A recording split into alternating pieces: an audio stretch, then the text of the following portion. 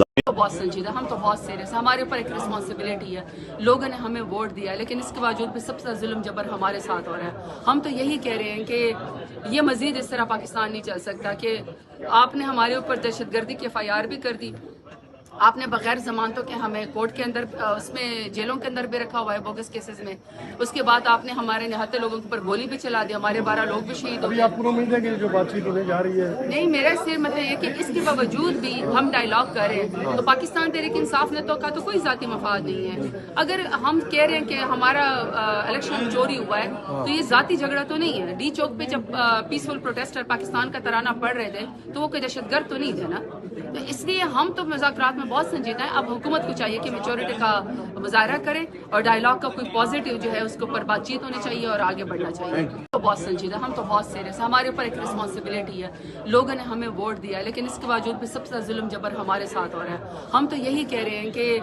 یہ مزید اس طرح پاکستان نہیں چل سکتا کہ آپ نے ہمارے اوپر دہشت گردی کی FIR بھی کر دی، آپ نے بغیر ضمانتوں کے ہمیں کورٹ کے اندر اس میں جیلوں کے اندر بھی رکھا ہوا ہے بوگس کیسز میں، اس کے بعد آپ نے ہمارے نہتے لوگوں کے اوپر گولی بھی چلا دی، ہمارے 12 لوگ بھی شہید ہو ابھی گئے۔ آپ کو امید ہے کہ جو بات چیت ہونے جا رہی ہے؟ نہیں، میرا صرف مطلب یہ کہ اس کے باوجود بھی ہم ڈائیلاگ کر رہے ہیں تو پاکستان تحریک انصاف نے کا تو کوئی ذاتی مفاد نہیں ہے۔ اگر ہم کہہ رہے ہیں کہ ہمارا الیکشن چوری ہوا ہے تو یہ ذاتی جھگڑا تو نہیں ہے۔ ڈی چوک پہ جب پیسفل پروٹیسٹر پاکستان کا ترانہ پڑھ رہے تھے تو وہ کوئی دہشت گرد تو نہیں تھے نا، تو اس لیے ہم تو مذاکرات میں بہت سنجیدہ ہیں۔ اب حکومت کو چاہیے کہ میچورٹی کا مظاہرہ کرے اور ڈائیلاگ کا کوئی پازیٹیو جو ہے اس کے اوپر بات چیت ہونی چاہیے اور آگے بڑھنا چاہیے۔ تو بہت سنجیدہ، ہم تو بہت سیریس ہیں، ہمارے اوپر ایک رسپانسبلٹی ہے، لوگوں نے ہمیں ووٹ دیا ہے، لیکن اس کے باوجود بھی سب سے ظلم جبر ہمارے ساتھ ہو رہا ہے۔ ہم تو یہی کہہ رہے ہیں کہ یہ مزید اس طرح پاکستان نہیں چل سکتا کہ آپ نے ہمارے اوپر دہشت گردی کی FIR بھی کر دی، آپ نے بغیر ضمانتوں کے ہمیں کورٹ کے اندر اس میں